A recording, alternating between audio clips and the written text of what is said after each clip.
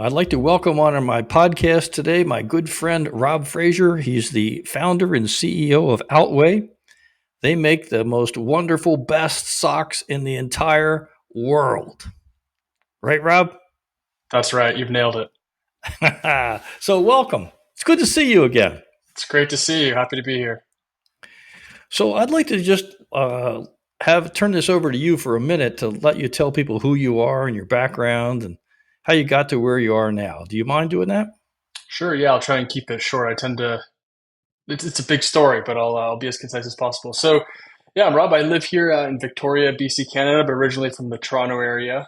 What I call my kind of past life, I was a competitive mountain bike racer. So I raced downhill mountain bikes. I was a five-time member of the Canadian national team and did that for about 10 years. And honestly, at that time, I thought that would be what I did for a large part of my life. I thought I would be a Yeah. pro athlete, and I thought that I would transition from that into a period of probably still being involved in the sport, but I had ambitions of making a lot more money and kind of almost retiring off the end of that sport. But it became quite apparent as I got older, out of my teens and then early 20s, that oh yeah, life's a bit longer than you think when you're just a teenager, and also a bit more expensive than when you're living at home.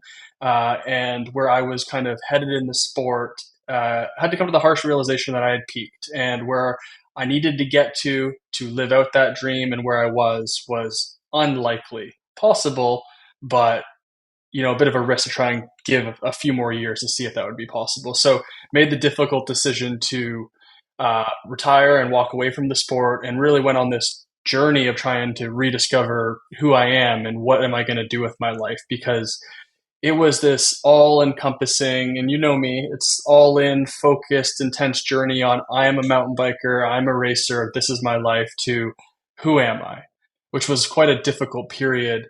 And so I went to school for sport management, thinking obviously the next evolution, at least somewhat obvious, would be working in sport and getting a career in sport. So let's go get an education. It became quite apparent to me that I was really missing that internal drive, waking up every morning with a very clear vision of what I wanted for my life, and then working towards that vision. And so I was feeling lost. I was feeling a lack of identity. I was going down a path that wasn't fulfilling. And all of a sudden, came across this book. It's a fairly common business book called The 4 Hour Work Week by Tim Ferriss. And I read it, and something in my brain clicked that gave me the idea I can start a business. I feel like to me, but the framing wasn't I can start a business. It was like business sounds like a sport. It sounds like my new sport. And I think I can really work on that and bring it to life. I think I've got some of the right tendencies, the right work ethic, and the right attitude to go after this. And so from there, it was really just deciding to start figuring out what product I wanted to do. I wanted to create a brand. I really admired brands like Red Bull and Lululemon. I wanted to create, because the ultimate, more than creating a product or a business, the ultimate motivation was to just stay active in sport. I wanted to find a way to still be in that world if I couldn't be the athlete. While I was cycling, socks are a big part of the culture. And so I was like, maybe I'll start an apparel brand and I'll start with socks because that seems like a less risky, less expensive way to start. And just became quite obsessed with how do we make the world's best sock. And that was back in 2016. And now we're almost a decade later in 2025. And so I'll pause there, but I'm currently the CEO and founder of that business. And there's been quite the journey in the last 10 years of what is kind of act two of my life. When you started the business, did you feel like you had found yourself again? I'd say I had a new purpose and a new identity. I think I've done some work to not attach my identity lately to what I am doing, but I'd say at that time it gave me purpose. I think more than an identity, I was searching for something to wake up excited about and ultimately feel in control of my life. Whereas I was in school and I was working a job where, although it was great, directionally kind of what I wanted to be doing, it wasn't.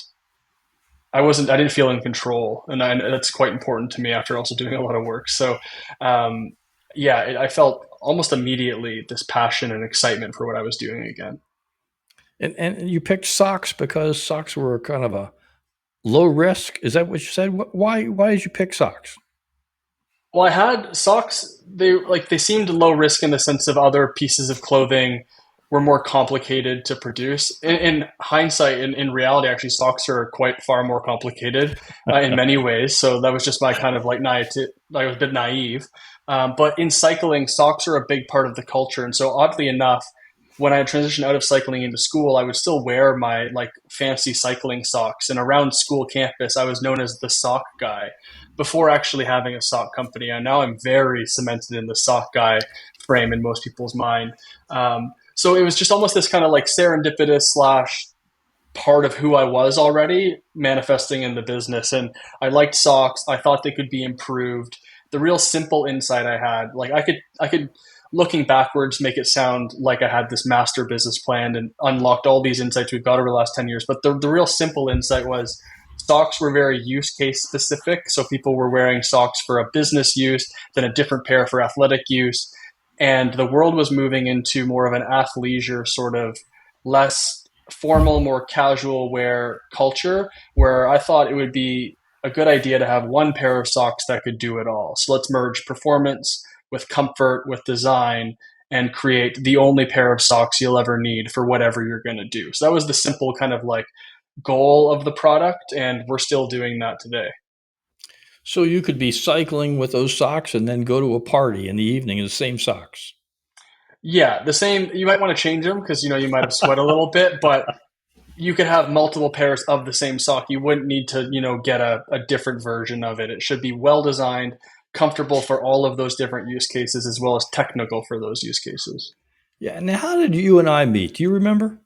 I do, yeah.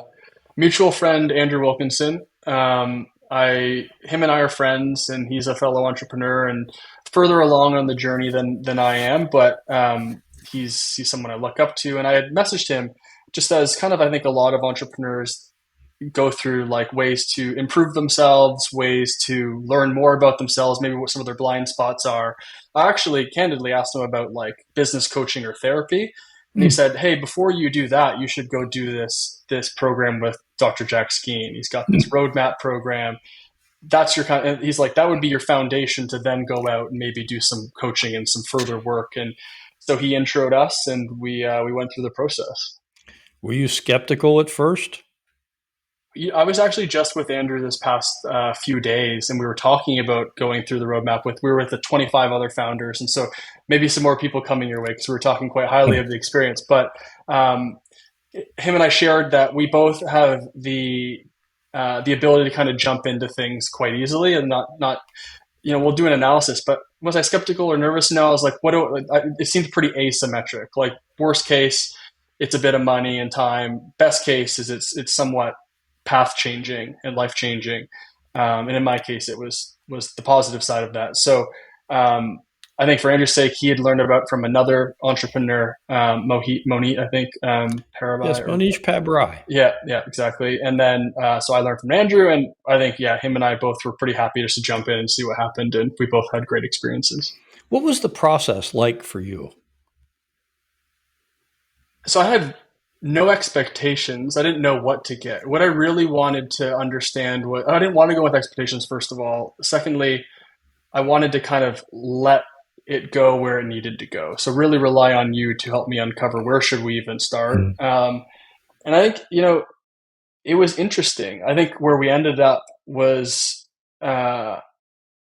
super positive because I had kind of no idea where we would end up. It's hard to say whether or not it was where I thought it would go or not, but um, it was interesting. It uncovered some sort of insights that I needed to work on, some things that were already great that I should do more of. I actually recently, just in preparation of this, it's been I think over a year since we did it. I read through it again. I'm still learning things every time I read through it. Actually, I texted Andrew today because I put our report into this thing called Notebook LLM, which is like an AI model. And that model has the ability to create like a podcast out of it Mm. just for you. And it was cool because they took the report, but then dove deeper into like why this matters and what maybe the literature says about these things. And so I got even more perspective, which is really unique use case for AI. And Andrew said he's going to try it out too. So I found it very interesting.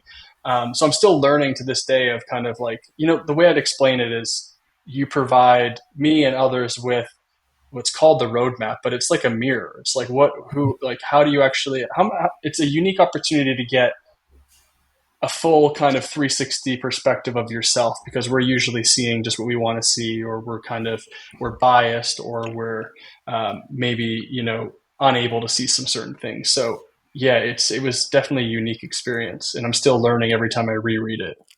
So I talk to people who know you well. Yes. And I remember one story that one person told me who used to ride with you. And he said you were obsessed with equipment. Like you would, I forget what equipment they were talking about, but it was some piece of equipment that you just said, this could be designed differently. And you had all these ideas about it. You wouldn't let go. Do you remember what piece of equipment it would have been? I think it was goggles. I think it Yeah. was goggles. Yes. Yeah. Yes. Do you Yeah. remember any of your insights about goggles? I don't remember the specifics. It probably, like, I remember always being quite obsessed with um there's a part of the goggles where when it's raining out and you attach different things to it to help tear away and get clearer vision. I was always obsessed with how that could be improved because I thought it was janky. As well as just the width or where the strap goes on the helmet, or the view parts of it, or the lens color. I don't know. We could go. It You're could have been anything. fantastic, man. This It could is have been you. anything. Yeah. When I heard that, I just knew that I knew something special about you. It would just fit my understanding of you. So, can you think of anything like any takeaways you got from the roadmap process that have been most helpful to you? Hi, everybody. Hey, I've discovered that there are only two ways people try to create success for themselves in their lives. The first way is probably the most popular way, which is I'm going to find somebody who I see as successful and I'm going to try to be like them. I'm going to study their life. I'm going to eat what they eat. I'm going to read their books and I'm going to practice being like them. You know, the only problem with trying to be somebody you're not is that it's impossible to do.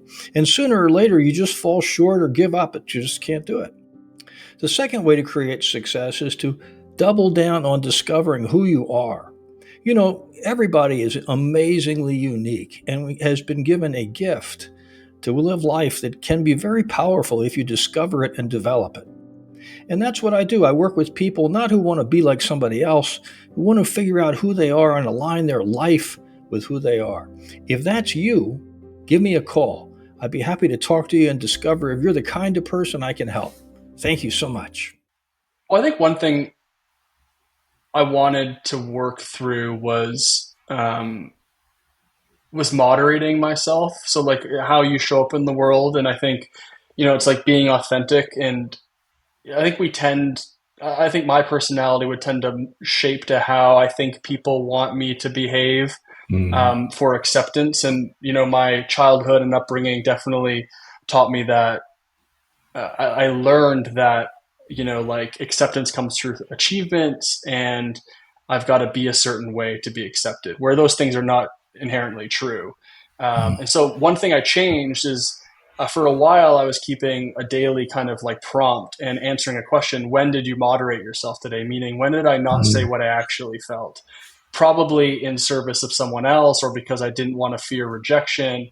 And so I'm not perfect, and certainly we all, I think, as humans, want to feel accepted, and we do moderate ourselves. But what I've made a conscious effort to do is not do a disservice to myself, or I'm not being authentic just because I want to fit in. If that person is going to be a friend or someone I want to be with, they should be able to accept my own views. And if they don't, then they don't actually like the real me. So why does that even matter? So that was definitely a takeaway, and where I kind of like built into my life a little mechanism that was forcing me to answer that question every day, because I'm very accountable to myself, and I've got the strong kind of like compass that way. So that was a big change. And the other one was, the main, one of you gave a few things. One was like be king.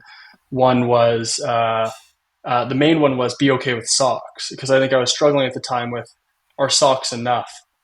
Meaning, it's kind of silly now that I reflect back. It's like, is this a big enough opportunity? Can I create enough of an impact where people will accept me, I guess, at the highest level? Again, tied to acceptance. I remember you gave a really good example. It's like, well, would it be different if it was shoes or tennis rackets? And I remember in that moment, it immediately kind of clicked for me, like, there is no difference. Like it doesn't matter if it's shoes or tennis rackets or cars. Like you can be enough with whatever you're doing if you love to do it. So it doesn't really matter. Like, so I think it was unlocking all these. You know, there was a million other things we kind of went through, and I learned about myself. But since then, we've doubled down on socks, and just before this call started, you asked how business is going, and it's going really well because we're just like hyper focused on that, and I'm super content with it. Yeah, that is so wonderful. I think I told you the Iron John story about the wild man, right? Yes. And how you have a choice between being the good boy or the wild man. Hmm. And you can know if you're being the good boy if you eat shit. Yeah, it's true. And so you Yeah. determined that you weren't going to do that. You were going to voice your own voice rather than be what other people wanted you to be. Fantastic. Right. Yeah. Yeah, it's kind of a thing. Are you being a good boy? It's like an internal dialogue, and yeah, it's something you got to ask yourself. Are you being authentic? So the roadmap's not cheap for a lot of people. 10 grand. Was it worth it? Yeah, I mean, I think like we're very quick to spend that amount of money or more on other things in our life, like vacations, or clothing, or just consumer purchases throughout the year. But I think so many people are under investing in arguably one of the most important things, which is their own professional and personal development. I mean, if you think from a business perspective as well, if you're running any moderately sized business, let's say even $1 million in revenue and up, or even less, a $10,000 investment is quite small relative to revenue. And we're, outside of the individual aspect of consumer purchasing in a business, you're spending 10,000 on advertising or other expenses in your business like it's nothing. Like our business will spend that in a day. So it's like, what's it to take a day's or not even a day's worth of advertising spend and make the founder or the CEO better or be more strategically aligned or even just operating with a new insight. So I'd say like what I try to do in my own life and in my business is think like you look at expenses, but realize which of these expenses are investments, right? And I Right. would say that the roadmap, although not cheap, you're right, and it's a big upfront bill with no guarantee that it's going to provide a result, which is like life. There's few things you can buy that are going to guarantee this is going to be what you hope it is. Um, but it was a fantastic investment, and I would do it again. Fantastic. So, last question. You have any feedback for me? Oh, it's a good one. Uh, I told you this in person when we met at Andrew's event last year. I just think that the roadmap is so, and I think this happens with a lot of founders, is you're so exceptional at what you do. I would say the feedback I have is how do you get the message out there more effectively to people that would benefit from it, not from a marketing standpoint. And I think your greatest look, advice is cheap. This is my new learning too. I think like it's easy for me to sit here and give advice, and it's always the person that has to do it that maybe has a lot more context. So what I would do, I'll experience share is um, what's been the best for Outway is when we have our customers who got a great experience and loved the product or service. We give them the tools to go out there and tell other people about it. So use that for what you would. I'd say you've got a lot of people that I think had a great experience, the majority, if not all.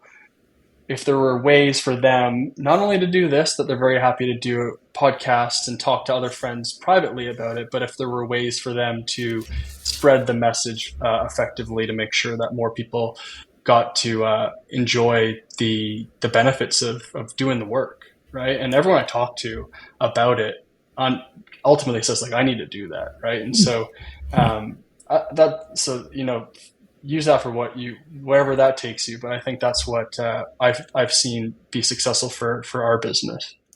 Rob, that's golden. Thank you. Of course, Thank you for your time today. It was wonderful. appreciate it. Thanks for having me on. Take care of yourself.